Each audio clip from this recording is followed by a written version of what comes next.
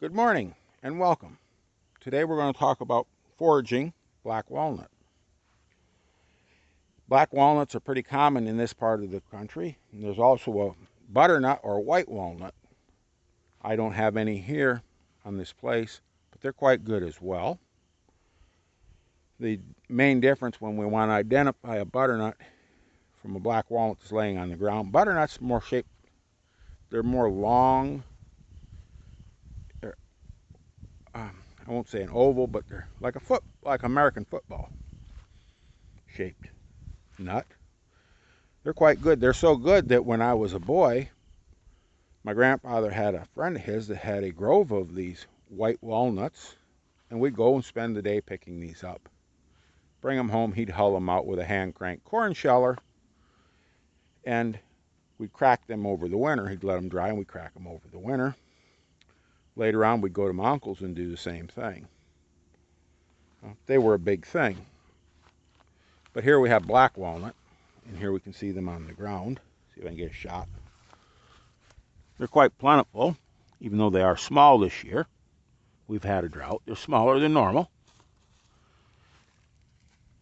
And it's quite a messy thing these are.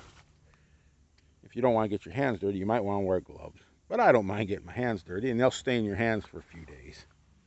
Not a big deal. But to hull these off, all we have to do is take and just rub them against the ground, pick out the nut,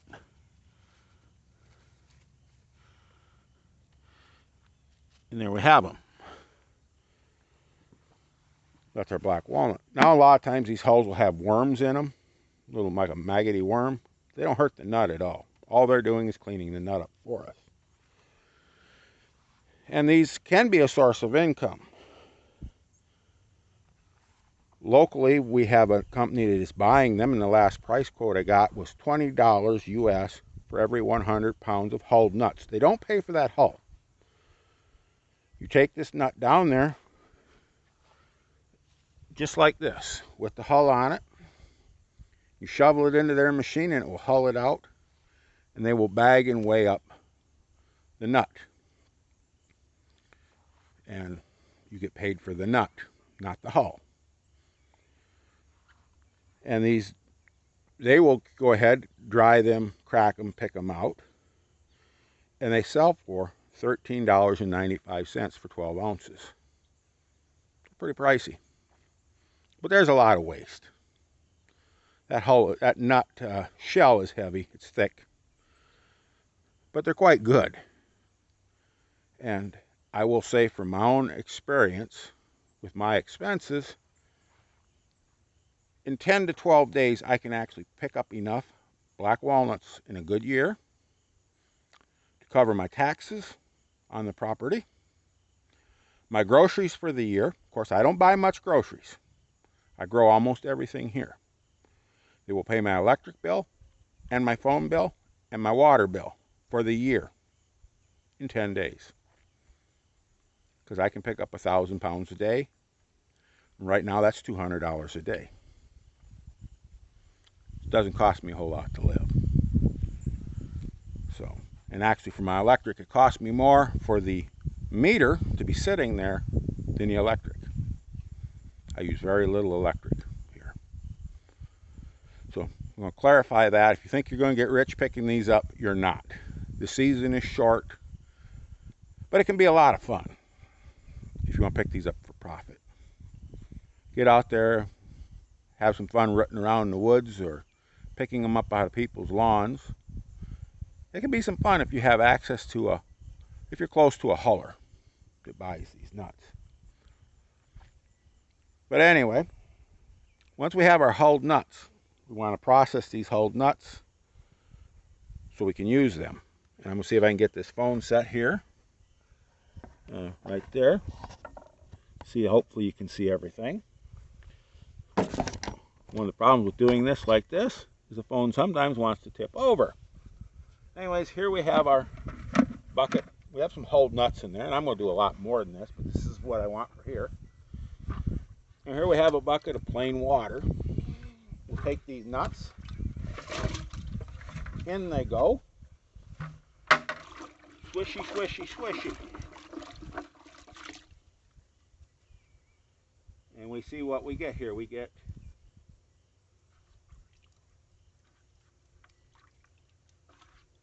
a couple of floaters.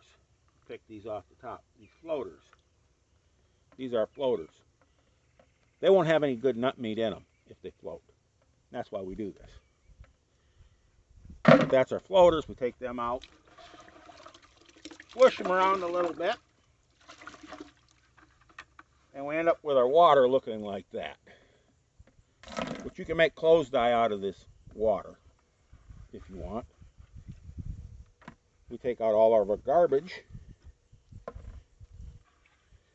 And black walnut hulls do make a good clothes dye if you're into dyeing natural dyes. We'll take them here and we'll just dump them on this screen. Well, we'll be moving this screen because right here, Mr. Squirrel will take and be having a feast if we don't. We'll let them dry for about a month plus. And that way they'll pick out better and they'll taste better. So we cure those nuts. And after we cure them, there comes the cracking. Now these are a hard nut to crack. Here's a fresh one. And there we can see it. This one here was dried out. The meat didn't develop good. Here's one from last year. That was spoiled, but it was laying out here from last year. And those will float. We'll get them in there and they'll float so we can throw them out. Here's a good one from this year. Let's see what we got here. And there we have it. There's our raw nut meat. These will pick out much better once they are dried. And they'll actually taste better too. Still good and strong. Black walnuts do have a stronger flavor. And when we use them in cooking or baking, we do have to take that into account, that they are a stronger flavored nut.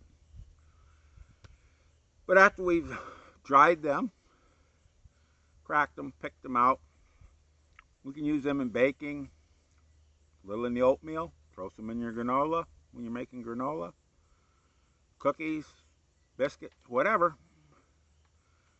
Just remember, they're going to be stronger than the walnuts that you're used to buying in the store with the thin shell. Anyway, that's a little bit on black walnuts. If you all go out there, have some fun, enjoy yourself, enjoy the sunshine and cooler fall weather.